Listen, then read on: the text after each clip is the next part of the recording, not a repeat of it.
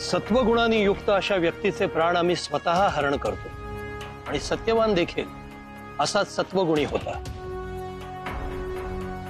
त्याचं आचरण विनम्र आणि कलंकहीन होतं। शुद्ध अंतःकरणानं आणि निस्वार्थी हेतूनं त्यानं सदैव इतरांची मदत केली।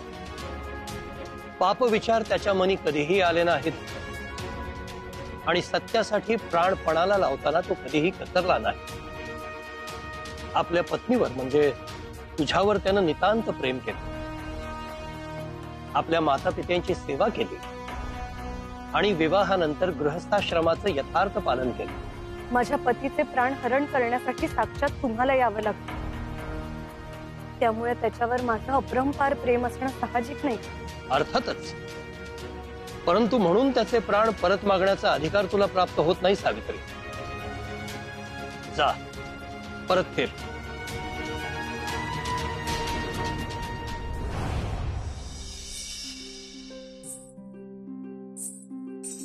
पण धर्म हेच सांगतो की पत्नीने पतीला सोबत करा। त्यामुळे जोवर हे प्राण तुमच्या हाती आहे तोवर त्या प्राणाला साथ देण्यासाठी मी तुमच्या मागे मागे येणार आहे। त्या अनुषंगाने तुमच्या सोबत 7 पावलं चालण्याचं पुण्य मला मिळालं आहे आणि धर्मानुसार 7 पावलं चालल्याने किंवा 7 पद बोलण्याने मैत्री होते आणि त्या मैत्रीच्या अनुरोधाने मी आपल्याशी काही बोलू इच्छिते। अनुज्ञा असावी। धर्माचा दाखला देऊ आपल्यात मैत्र प्रस्थापित झाल्याचं तू जाहीर केलं आहेस, तेव्हा आता बोलण्यात अडचण कसली? हुशार आहेस सावित्री। धन्यवाद। ब्रह्मचर्याश्रम, गृहस्थाश्रम, वानप्रस्थाश्रम आणि संन्यासाश्रम या 4 आश्रमांपैकी कोणत्याही एका आश्रमाचे कसोशीने पालन करणं म्हणजे धर्माचे पालन करणं असं शास्त्र सांगतं। आपल्या उक्तीनुसार माझा पती गृहस्थाश्रम धर्माचं उत्तम पालन करत होता, मग त्याचा धर्म सोडून त्याला का घेऊन जात आहात? तुझी तर्कबुद्धी अतिशय धारदार आहे सावित्री। तुझ्या बुद्धी सामर्थ्याने मी अत्यंत प्रभावित झालेलो आहे आणि याकरता मी प्रसन्न होऊन तुला एक वर देऊ इच्छितो। सत्यवानाचे प्राण परत मागण्याखेरीज कोणताही एक वर माग। आपण अत्यंत उदार आहात यमराज। मला वर दिल्यामुळे मी तुमची ऋणी आहे। माग तर मग वर। माझे श्वशूर शाल्व देशाचे महाराज युमतसेन यांची दृष्टी कप्ताने विझवण्यात आली आहे।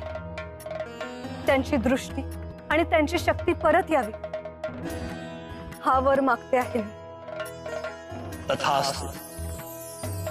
तुला हवा असलेला वर मी दिलाय सावित्री। येथवर तू आलीस, श्रम झाले असतील ना, आता तू परत जा। पतीपासून दूर गेले तर मला श्रम होतो।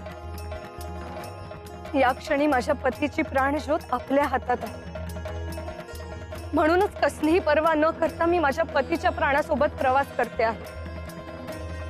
पती जवळ असताना मला श्रम कसे होते? मी पत्नी धर्माचं पालन करते आहे आणि आपल्यासारखे बुद्धिमान, धर्मनिष्ठ आणि अत्यंत सज्जन देव मला पत्नी धर्माचं पालन करण्यापासून परावृत्त करणार नाही अशी आशा आहे। सावित्री, भले भले माझं नाव घ्यायला कचरतात, घेतलंच तर ते तिरस्कारानं घेतात। मला सज्जन म्हणून गौरवणारी तू पहिली आहे सावित्री। अन्यथा प्राणहरण करणाऱ्या मला आणि माझ्या दूतांना केवळ दूषणाचं धनी व्हावं लागतं। तुझ्यासारख्या चारित्र्यवान आणि सुशील स्त्रीनं मला सज्जन म्हणणं हा माझा यथोचित गौरव आहे। सावित्री, मी प्रसन्न आहे। मग सावित्री, आणखी एक वर माग। अर्थात सत्यवानाचे प्राण परत मिळावे हा तो वर निश्चित नसेल।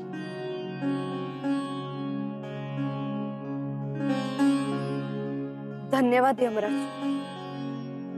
आपण केवळ सज्जन नाही तर अन्याय करणाऱ्याला दंड देणारे, दंडधारी न्याय आणि धर्माचे पालन करणारे आहात. माझे श्वशूर शाल्व नरेश द्युमत सिंह ह्यांचे राज्य त्यांच्या बंधूंनी कपटाने मिळवले आहे. त्यांच्या पाठीवर विश्वासघाताचा वार करून त्यांचा बंधू उग्रसेन त्या गादीवर बसला आहे. माझे सासरे अंध होऊन प्रदीर्घ काळ वनवास सहन करत आहेत. आपल्या पहिल्या वरदानामुळे त्यांची दृष्टी परत आली असेल, परंतु यमराज त्यांना त्यांचं राज्य आणि वैभव परत मिळावं एवढीच इच्छा आहे. माझे सासरे परत सद्धर्माचं राज्य उभं करतील आणि प्रजेला सुखी ठेवतील. साधू साधू सावित्री, आपल्या पतीबरोबरच आपल्या वृद्ध सासू सासऱ्यांवर प्रेम करणारी, त्यांचा मान राखणारी, त्यांच्या हिताची काळजी करणारी अत्यंत जबाबदार स्नुषा आहेस तू. तुझी इच्छा पूर्ण होईल सावित्री. तुझ्या सासऱ्यांचं राज्य त्यांना परत मिळेल आणि त्यांचा कपटी बंधू त्यांना शरण येईल. धन्यवाद सावित्री, तुझ्या निश्चयी परंतु शालीन आणि निस्वार्थी वागण्यानं तू 2 वर प्राप्त करून घेतले आहेत. तेव्हा सावित्री, आता तू परत फिरावस. तुम्ही हा वर देऊन धर्माचं रक्षण केलं, न्याय दिलाय. आपण खरोखरच सर्व शक्तिमान आहात हे सिद्ध केलं. परंतु शक्तिशाली व्यक्तीची आणखीन एक व्याख्या धर्मात आहे. अशी व्यक्ती अत्यंत उदार आणि दयाळू अंतःकरणाची असते. त्यांच्या ठाई अपरिमित शक्ती असली तरी त्यांचं हृदय मात्र नवनीताप्रमाणे मृदू असतं. त्यामुळे ते शत्रूवर देखील दया दाखवत. क्षमा हा त्यांचा धर्म असतो. तुझ्या चतुर बोलाने मी अत्यंत प्रभावित झालेलो आहे. विशेष म्हणजे तुझे शब्द धर्माधिष्ठित, सत्याधिष्ठित आणि तर्काधिष्ठित आहेत. आणि मला प्रसन्न करण्यासाठी तू असत्य स्तुतीचा आधार घेतेस असंही नाही. हे अत्यंत कौतुकास्पद आहे. युगायुगात अशी वाक्पटुता आणि दृढता मी अनुभवली नव्हती. सत्यवानाचे प्राण परत मागण्याखेरीज आणखी एक वर माग सावित्री. ते प्रसन्न आहे. माझ्या सासऱ्यांसाठी तर मी वर मागितली, पण माझ्या पित्याला कशी विसरू. माझ्या पित्याने मला पित्याचा आधार दिला, मातेची ममता दिली आणि माझ्या पश्चात त्यांना अपत्य प्राप्ती झाली नाही. म्हणून मद्र देशाला वारस नाही. तेव्हा माझ्या पित्याला एकाहून एक पराक्रमी, तेजस्वी आणि धर्माचं रक्षण करणारे 100 पुत्र मिळत असा वर द्याल का? तथास्तु. श्वसूर आणि पिता या दोघांच्याही सन्मानाची आणि वैभवाची काळजी घेणारे 2 वर प्राप्त करून समाधान झालं असेल ना सावित्री? आता तरी तू परत जायला हवस. मला लगेच परत धाडू नका यमराज, कारण माझ्या पतीच्या प्राणाजवळ असेल तरच मी श्वास घेऊ शकेन. आपण मला 3 वर दिले, त्यासाठी आभार मानू द्या. माझ्या दोन्ही घराण्यांची दुःख कमी होते आणि गतवैभव परत येतील असे वर तुम्ही मला दिले. यासाठी मी आजन्म तुमची ऋणी राहील.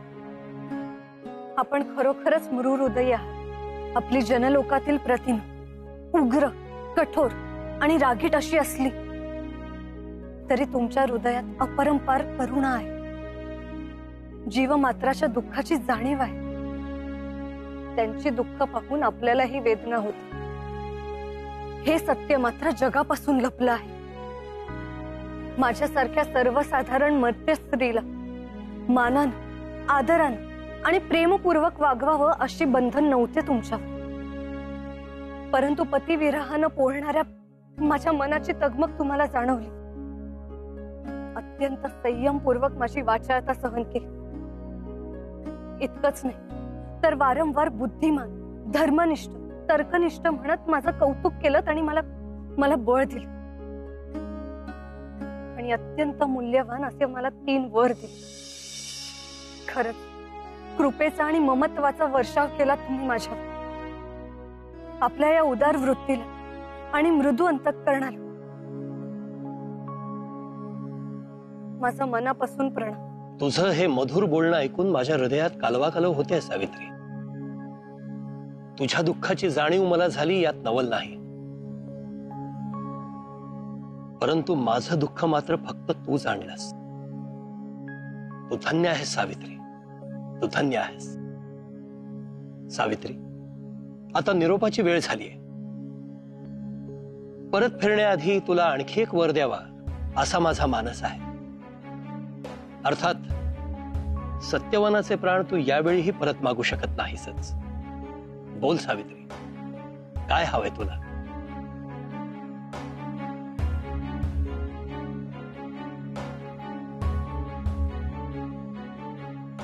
मला माझ्या पतीच्या संयोगाने कुळाची अभिवृद्धी करणं, बळ आणि पराक्रमाने संपन्न असलेले 100 पुत्र हवे आहेत. तथास्तु, तथास्तु. साधू, साधू, मी आपली आजन्म ऋणी राहीन. मी खरोखरच उदार आणि कोमल हृदयी आहे. 3 वर दिल्यानंतर अत्यंत प्रेमाने निरोपाचं एक वर देऊ पाहिला, परंतु परत फिरण्याआधी मला काही बोलायचे आहे. अवश्य. तुम्ही माझ्या निरोपाच्या वराला तथास्तु म्हणत, तुमची आणि माझी परीक्षा घेतलीत की कोंडी केलीत हे मला ठाऊक नाही. म्हणजे मला माझ्या पतीच्या संयोगाने कुळाची अभिवृद्धी करणार, बळ असलेले आणि पराक्रमी संपन्न असे पुत्र मागितले मी. पण आपण तर माझ्या पतीचे प्राण आपल्यासोबत घेऊन चाललाय. मग मला दिलेला वर खरा कसा होणार? आणि जर हा वर खरा ठरला तर पती नसताना पुत्राला जन्म देणारी मी व्यभिचारी ठरेन. आपल्या मुखातून तथास्तु आल्यामुळे हा वर संपूर्ण तर होणार. मग अशा वेळी मी काय करावं?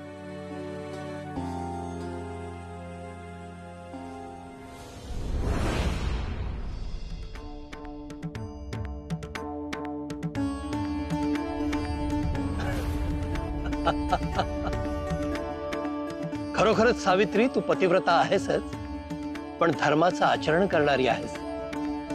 आपल्या पतीवर, आपल्या सगळ्या सोयऱ्यांवर निरातिशय प्रेम करणारी आहेसच, आणि अतिशय बुद्धिमान आणि चतुर आहेस. विशेष म्हणजे तो तुझा सहज धर्म आहे.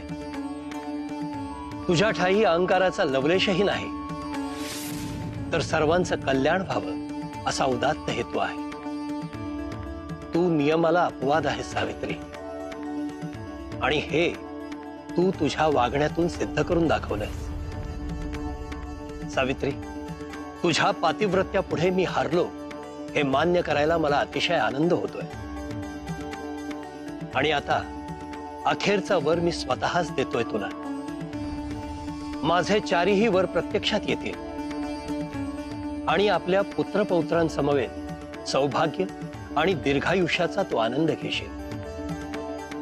माझे तुला आशीर्वाद आहेत सावित्री, आणि ही तुझ्या प्राणप्रिय सत्यवानाची प्राणज्योत.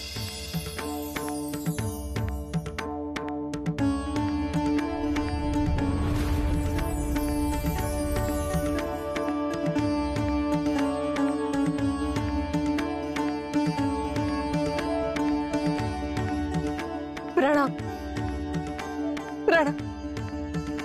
तुम्ही माझे मित्र झालात, पिता झालात. खरा देव जेवढा कठोर असतो, परीक्षा पाहत, तेवढाच तो उदार आणि मायाळू असतो, याचा तुम्ही मला प्रत्यय दिला.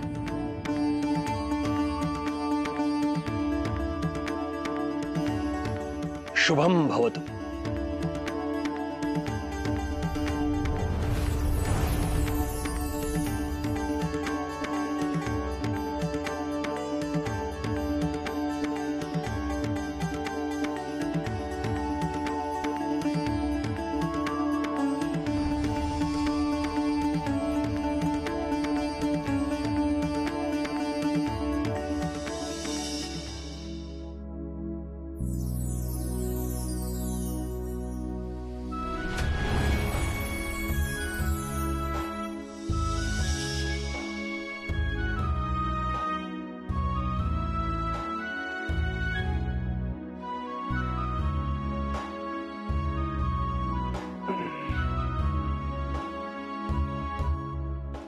सत्यवान,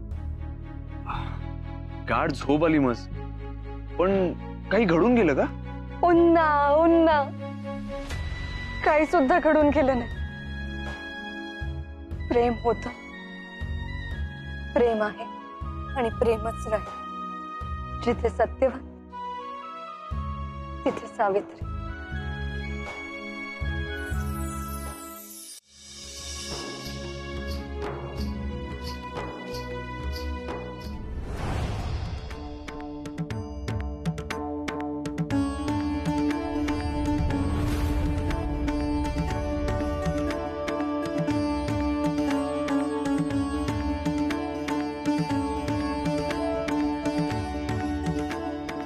महाराणी, महाराणी, मला दिसू लागलं. महाराणी, महाराणी, माझी दृष्टी परत आली. मला दिसू लागलं. काय सांगताय महाराज? होय, हा तर चमत्कारच झाला.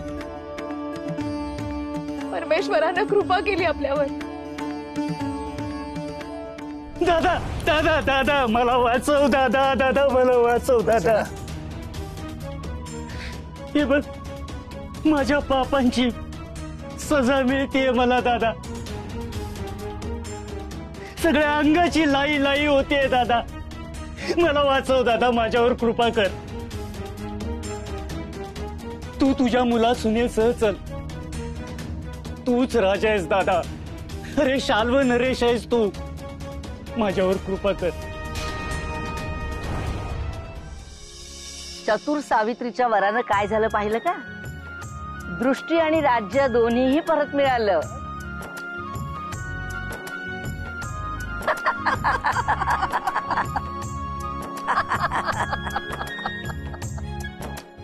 अगं, आता तू माता होणार आहेस. आता तरी मनातलं हिन काढून टाक आणि तुला वात्सल्याचा अनुभव देणाऱ्या सावित्रीचे आभार मान. तुझी मोहिनी विद्या आता संपली. खऱ्या अर्थाने तू महाराणी हो. महाराजांवर प्रेम कर आणि धर्माचं राज्य कर.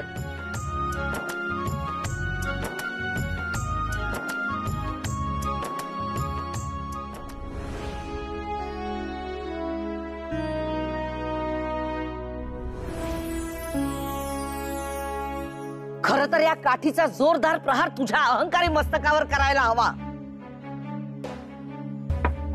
इतका दुष्टावा केलायस तू आयुष्यभर. परंतु जिचा तू जन्मभर तिरस्कार केलास तीच सावित्री तुझ्या कुळाची उद्धारक ठरली. आता पुत्र आणि पुत्री यामध्ये भेदभाव करणारी कलुषित नजर ठेवशील तर सत्यानाश होईल तुझा. अगं, नातीकडून प्रेमाची दीक्षा घे आणि क्षमा माग तुझी. क्षमा करा, क्षमा करा. मला चूक झाली, आमची चूक झाली.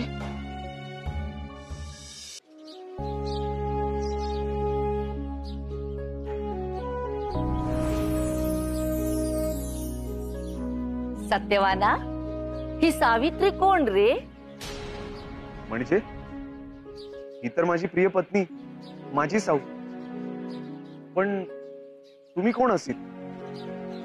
अरे, तुम्हा दोघांच्या जन्माच्या वेळेस तुमच्या ललाटावर ललाट लेख लिहिणाऱ्या त्या सटवाई आणि जोखाई आम्हीच.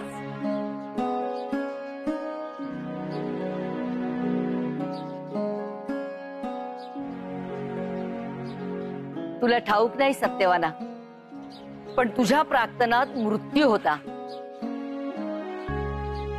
आणि तू मृत्यू पावलाच देखील. काय? तुला जी झोप लागली होती ती काळझोप होती. तुझा देह इथेच होता आणि प्राण मात्र यमराजाने हरण केले होते. काय? पण मग तू अजूनही जिवंत कसा? हेच ना? होय. हे सावित्रीचं प्रेम, तिचा प्रेमावरचा अढळ विश्वास आणि तुझे प्राण परत आणण्याचा दृढ निश्चय. साक्षात यमधर्माशी वादविवाद करून, कधी तर्कानं तर कधी लाघवीपणानं त्यांची बुद्धी आणि मन जिंकून सावित्रीनं तुझे प्राण ज्योत परत आणली आणि तू जिवंत झालास. जन्म मृत्यूच्या सगळ्या नियमात अपवाद झालात. तुमचं नाव आणि तुमची ही प्रेम कहाणी अजरामर होईल आणि जी स्त्री सावित्रीचे गुण अंगी बाळगेल तिचं प्रेम यशस्वी ठरेल.